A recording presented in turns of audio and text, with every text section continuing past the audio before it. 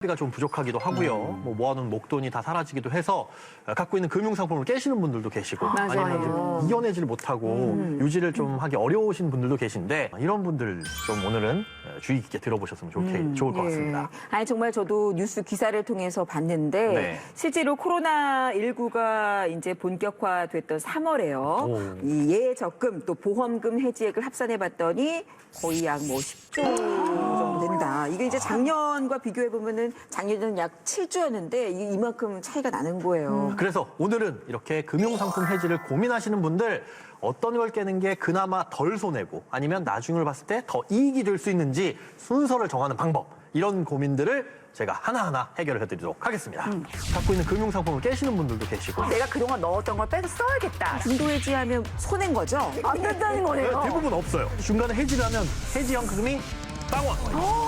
이럴 때에도 순서가 있다는 거. 이런 고민들을 제가 하나하나 해결을 해드리도록 하겠습니다.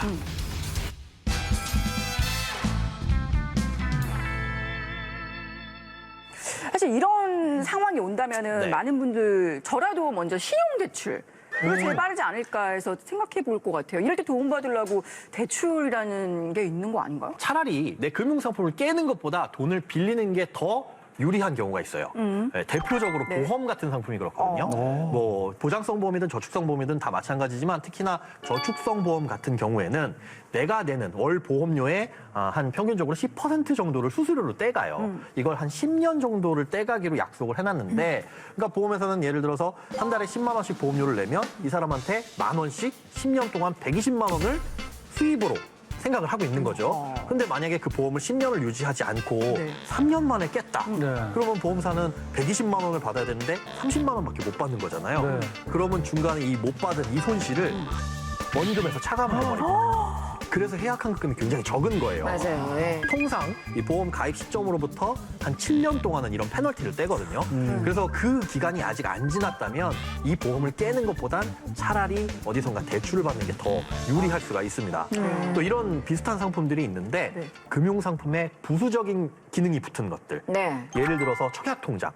이 사실 청약통장은 돈을 모으기 위한 목적보다는 아파트를 분양받기 위한 목적이 여기 더 들어가 있잖아요. 네. 그래서 그냥 돈이 필요하다고 이걸 깨게 되면 이자에 대한 손해뿐만 아니라 이 청약의 기능을 다 상실을 할 수가 있어요. 기간도 다. 깨버리면 그렇죠. 아깝죠. 아예 그 여지껏 10년, 20년 냈던 게 다 사라지니까 네. 이런 경우에는 차라리 대출을 받고 이런 기능을 유지를 하는 게 훨씬 더 유리하다고 볼 수가 있습니다. 아니 그럼 반대로 네. 대출을 받느니 차라리 이거는 해지가 더 낫다 그런 것도 있나요? 아, 그렇죠. 뭐 예금 같은 거 혹은 적금 같은 걸 가입해 놨는데 만기까지 남은 기간과 또 대출이 필요한 기간이 같다면 네. 그러면 차라리 예적금을 해지하는 게 나을 수 있어요. 왜냐하면 예적금 이자보다는 대출 이자가 아무래도 훨씬 더 비싸기 때문인데요. 네. 예를 들어서 요즘에 인터넷 은행 중에 이 모 은행의 이 예금 이자를 보면 연 이율이 약 1.25% 정도 되거든요.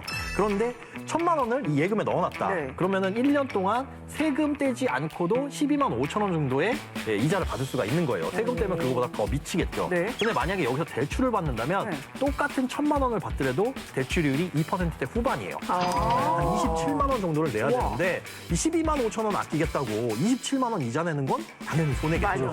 사실 이제 월급이 당장 안 나오거나 이런 경우에는 당장 생활비가 필요하기 때문에 중도 해지하면 이거는 무조건 손해다. 금융상품은 이런 얘기를 주변에서 너무 많이 들었어요. 맞아요. 근데 또 다른 뭐 방법이 없을까 고민도 많이 되고. 근데 모든 금융상품은 중도 해지하면 손해인 거죠. 어떤 금융상품은 원금까지 손해를 미치는 경우가 있고 어떤 금융상품은 이자만 손해가 발생하는 경우가 있고 그래서 우리가 그런 것들을 이렇게 쭉 나열을 해놓고 어떤 게 나한테 손해가 제일 적으냐 가입해놓은 금융상품이 여러 가지가 있을 경우에 그래서 그거에 대한 우선순위를 놓고 보자는 거죠. 네.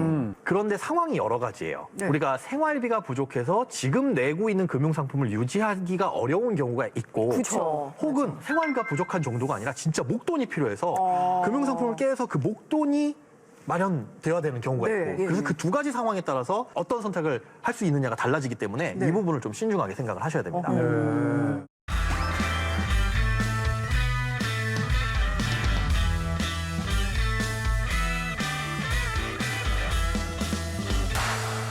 그 전에 깨기 전에 꼭 알아보셔야 될 게 있어요. 요 예금 적금 상품 중에서도 은행마다 다르고 상품마다 다르긴 한데 분할 해지라는 기능이 있는 상품들이 있습니다.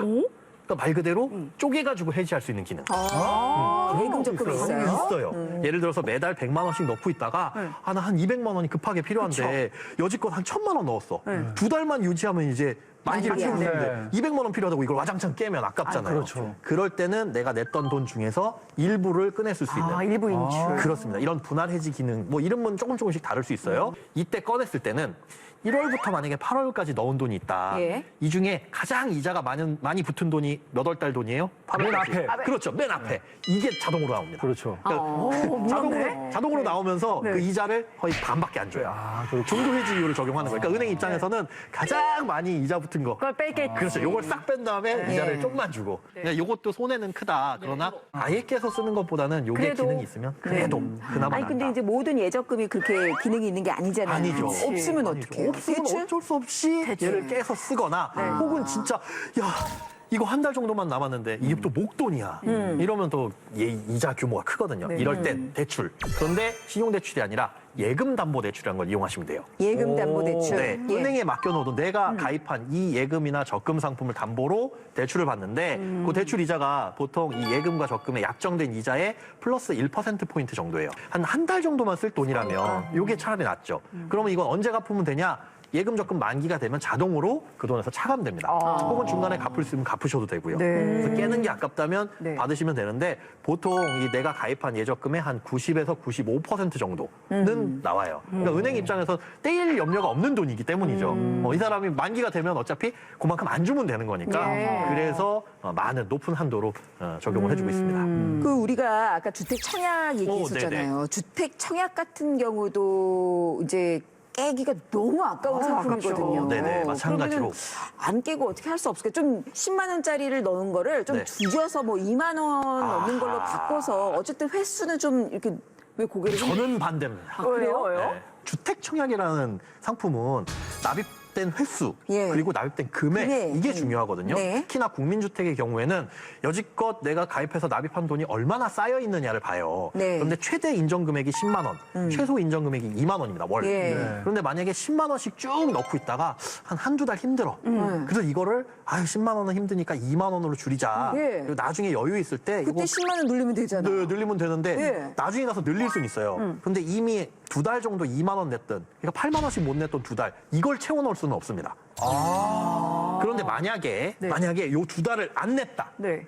쭉 내고 있다가 2달 아예 안 내고 있다가 2달 후에 10만 원씩 낸 경우에는 이렇게 이빨 빠진 요 메꿀 수 기간을 있어요? 메꿀 수 있어요. 아예 안 내는 게 낫네요. 그렇죠. 그렇다고 해서 지금 한 1년 정도 쉴까?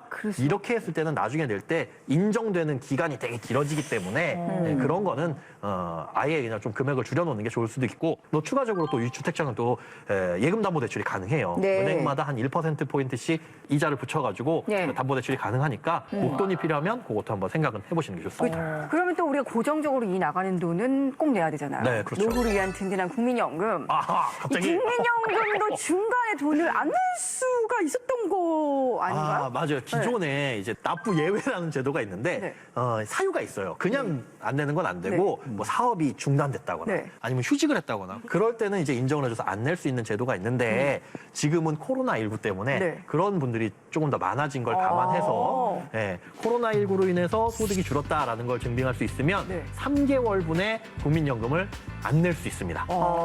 물론 안 낸다고 하면 그 정도 안 낸 부분만큼 나중에 가서 연금액이 줄어드니까 나중에라도 이걸 채워 넣으시는 게 채워야죠. 좋아요. 채워야 돼. 네. 그런데 이 기간 동안은 어쩔 수 없이 못 내신 거니까 나중에 내더라도 이 부분에 대해서 이자를 붙여서 받지는 않습니다. 그래서 정말 어렵다라고 하시는 분들은 이 제도를 이용해 보시는 게 좋은데 자세하게 내가 조건이 되는지 안 되는지 여부는 이 국민연금에 전화를 하셔서 콜센터에서 물어보시면 될 것 같습니다.